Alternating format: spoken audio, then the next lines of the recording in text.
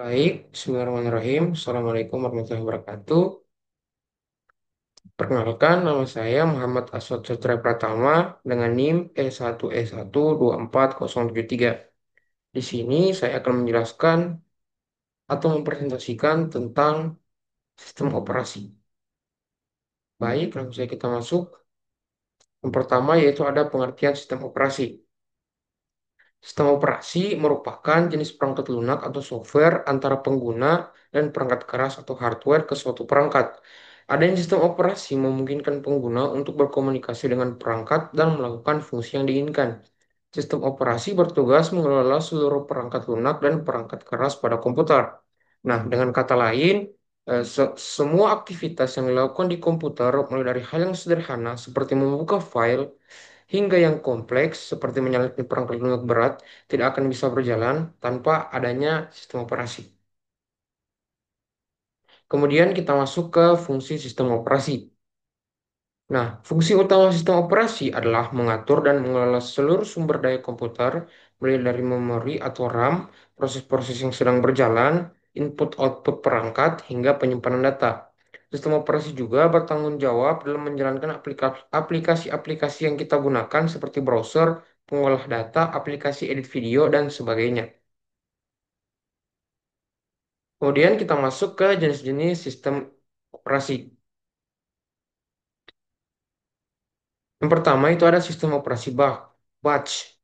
Nah, sistem operasi batch adalah salah satu jenis sistem operasi tertua yang digunakan pada komputer generasi awal.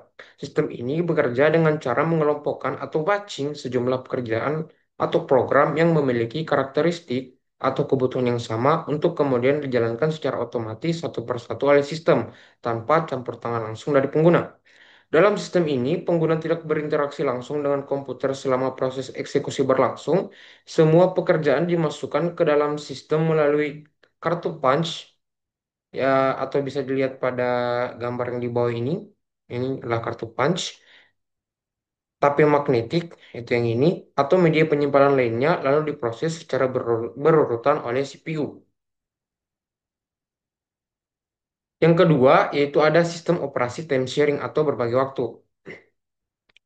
Jenis sistem operasi ini memungkinkan banyak pengguna untuk mengakses komputer pada waktu yang sama. Sistem operasi membagi waktu prosesor secara bergiliran untuk setiap pengguna atau proses yang sedang berjalan. Nah, ini sangat berguna dalam lingkungan multi-user seperti di universitas atau pusat data, di mana banyak orang harus mengakses sistem secara bersamaan. Nah, contohnya itu adalah sistem operasi Unix. Masuk yang ketiga, yaitu ada sistem operasi real time. Nah, sistem ini dirancang untuk memproses data dan memberikan respon dalam waktu yang sangat singkat atau hampir seketika. Sistem operasi real-time digunakan dalam lingkungan yang memerlukan ketepatan waktu dan keandalan tinggi, seperti sistem kendali pesawat, mesin industri otomatis, peralatan medis, dan sistem kendali lalu lintas. Contohnya yaitu ada sistem operasi RT Linux. Kemudian yang keempat yaitu ada sistem operasi jaringan. Sistem operasi jaringan digunakan untuk mengelola komputer yang terhubung dalam suatu jaringan. Sistem ini memungkinkan berbagai komputer untuk berbagi file, printer, dan sumber daya lainnya secara terpusat, biasanya digunakan dalam lingkungan kerja kantor, laboratorium, atau institusi pendidikan. Nah, contohnya itu ada sistem operasi seperti Windows Server dan Linux. Kemudian ada yang kelima yaitu sistem operasi mobile. Nah, sistem operasi jenis ini dirancang khusus untuk perangkat mobile seperti smartphone, tablet, dan perangkat wearable. Sistem operasi ini ringan, hemat daya, dan dioptimalkan untuk interaksi sentuh serta koneksi internet. Nah, contohnya seperti sistem operasi Android dan iOS, iOS.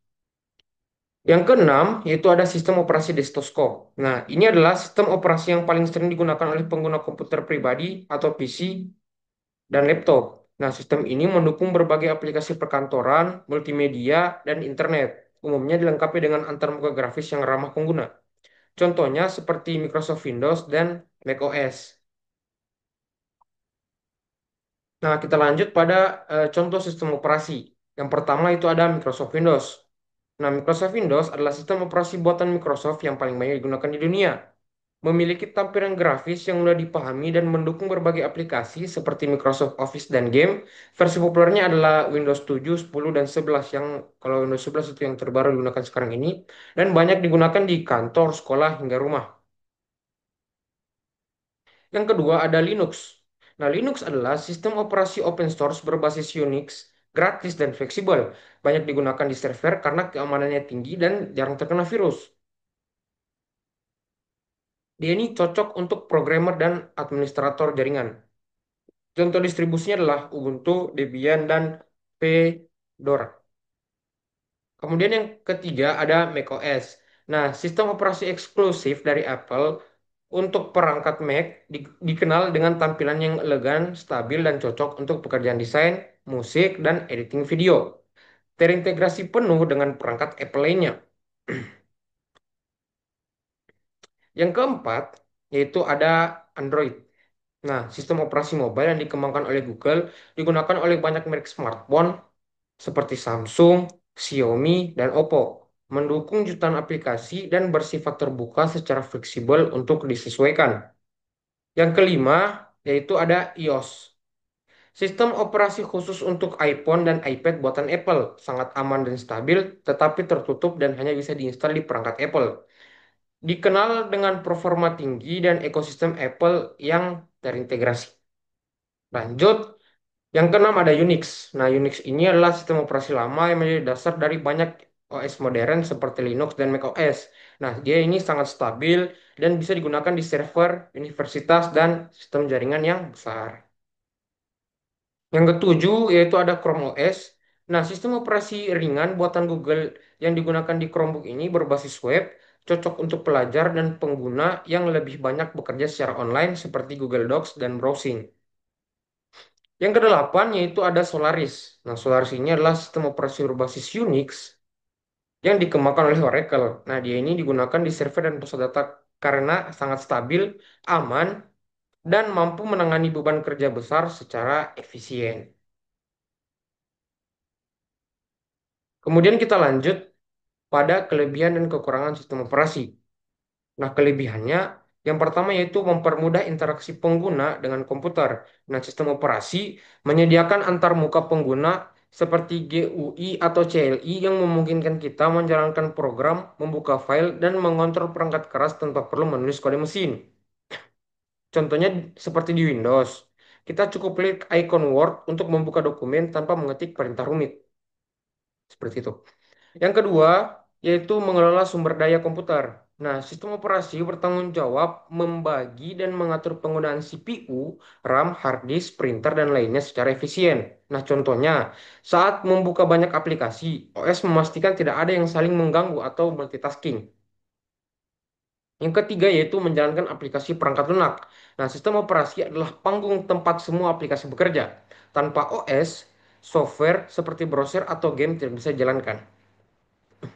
Yang keempat yaitu keamanan sistem dan data. Sistem operasi menyediakan fitur keamanan seperti login password, enkripsi, firewall, dan pengelola izin pengguna untuk menjaga data dan sistem tetap aman. Contohnya Linux, terkenal karena tingkat keamanan yang tinggi dibanding dengan OS yang lain. Yang kelima yaitu ada dukungan untuk banyak perangkat keras. Nah, OS menyediakan driver dan layanan agar berbagai perangkat seperti mouse, printer, kamera, dan lainnya yang dapat digunakan dengan lancar. Kemudian ada kekurangan sistem informasi. Nah, yang pertama yaitu ada ketergantungan terhadap vendor tertentu. Nah, beberapa sistem operasi bersifat tertutup dan hanya bisa digunakan di perangkat tertentu. Contohnya seperti macOS hanya bisa digunakan di perangkat Apple, iOS tidak bisa iOS tidak bisa diinstal di ponsel selain iPhone. Yang kedua, itu rentan terhadap virus dan malware pada OS tertentu.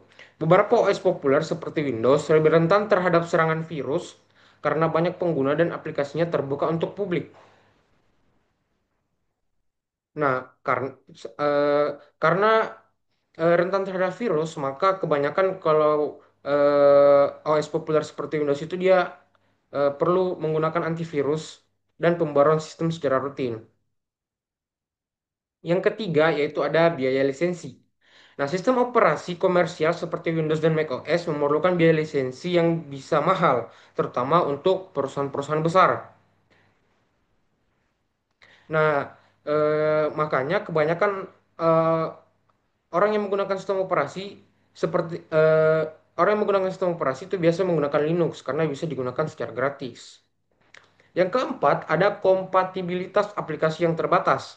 Nah, tidak semua aplikasi berjalan di semua OS. Contohnya, banyak aplikasi yang hanya tersedia untuk Windows dan tidak berjalan di Linux tanpa emulator seperti Wine atau emulator-emulator tambahan lah. Nah, yang kelima ada tingkat kesulitan penggunaan. Nah, beberapa sistem operasi, misalnya Linux, memerlukan pemahaman teknis yang tinggi sehingga tidak ramah bagi pengguna pemula. Nah, kesimpulannya, bahwa sistem operasi memiliki peran penting dalam pengoperasian perangkat komputer maupun mobile. Masing-masing jenis sistem operasi memiliki kelebihan dan kekurangan tergantung pada kebutuhan, tingkat keahlian pengguna, serta perangkat yang digunakan. Memilih sistem operasi yang tepat akan membantu pengguna untuk mendapatkan pengalaman penggunaan yang lebih nyaman, aman, dan efisien. Baik, mungkin itu saja yang dapat saya sampaikan. Terima kasih telah menonton. Lebih dan kurangnya saya mohon maaf. Apakah ada penjelasan yang kurang atau tidak berkenan di hati penonton, saya mohon maaf. Bila taufiq wal hidayah. Assalamualaikum warahmatullahi wabarakatuh.